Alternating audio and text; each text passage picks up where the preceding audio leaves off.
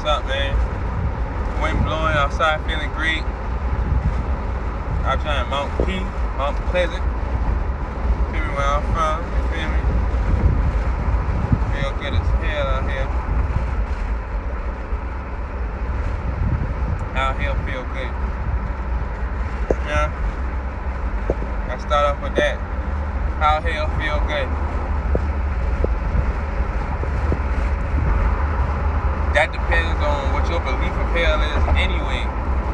That goes to if you believe in hell anyway. That goes to believing if you believe in heaven, because if you believe in heaven, you gotta believe in some type of hell. You can't have one without the other. This really ain't what my message was. I really just got on here and I said I'm gonna find my message. I just wanna talk to the people today. You feel me? Get some type of insight, get some type of dialogue for the day. But looking good as hell, sometimes I trip over my own words and I gotta go back and be like, do I really mean that? Feeling good as hell? How hell feel good? How we know how hell feels? How we know if it's a hell in the first place? And if it is a hell, what do you think your description of hell is? Or what is your picture of hell? Or what do you think happens in hell? You feel me? So like, I'm saying all that to say that quote right there made me realize in that moment I gotta be more careful with my words, even when I'm celebrating something, even when I'm talking about the good in something. Cause I said out here feel good as hell. I could have said out here feel as good as anything. I said hell. That's how they make us play on our words. Cause I ain't got that from myself. Out here feel good as hell. I ain't came up with that slogan. That's something I heard before.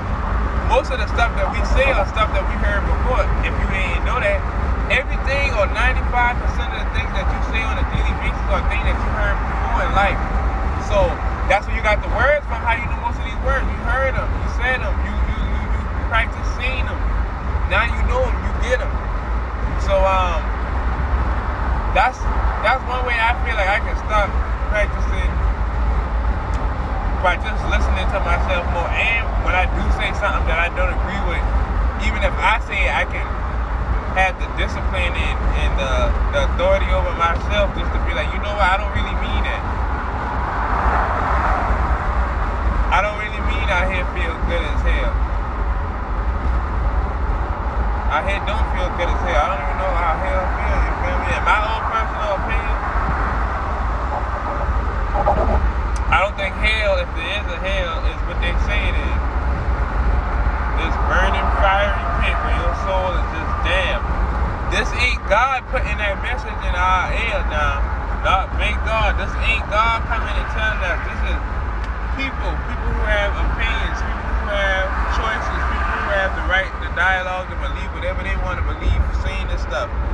And we have the right to, I'm around that, or we got the right to, that don't sound too good to me. But when we have those rights, we also got the right to do research, which a lot of people leave out. A lot of people leave out the part when they hear something from some other these pastors, preachers, scholars, or whatever. They leave out the research part. And I'm gonna tell you like this: if you don't never do your own research, you're gonna just grow believing up everything you hear and never having your own opinion about anything. That is no power. There's no power in that. None. There's no power in just hearing something and believing what somebody else say, because where your mind at? Especially if you living, especially if you walking, able to talk, do everything, and such as your partner next to you, you should be speaking and using your voice. You should be letting your voice ring out. You should let your voice speak and talk for you. You know, you should never ever whisper or quiet yourself down because of the belief of others. You should never go against your discipline and your rules because of the belief of others. Example, you got your kids and you telling your kids one thing, but your grandparents or their grandparents telling your kids like, no, do this, do that. You got the right in that moment right then to be disciplined and say, no, look, whether you feel like it's going to cause a confrontation or anything, you rather that confrontation or you rather your child go through life like that, believing in something you don't want them to believe in, or building morals that you don't want your kids to have.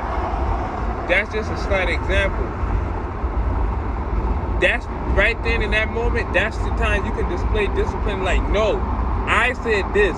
You can't tell me how to raise my child or be this or that to my child because this is my child. You did your thing your way, this is how I'm gonna do my thing. So that's how, I feel like, not just in that aspect, I'm just giving an example, being disciplined. A lot of stuff comes with being disciplined. One of the biggest achievements with being disciplined is being happy though. So I ain't kind of talking out here though, just a little insight for y'all to go back and ponder on and think about. I hope y'all get that and do some deep diving into some of the stuff I say. Before I go, meditate, man. Get that meditation in.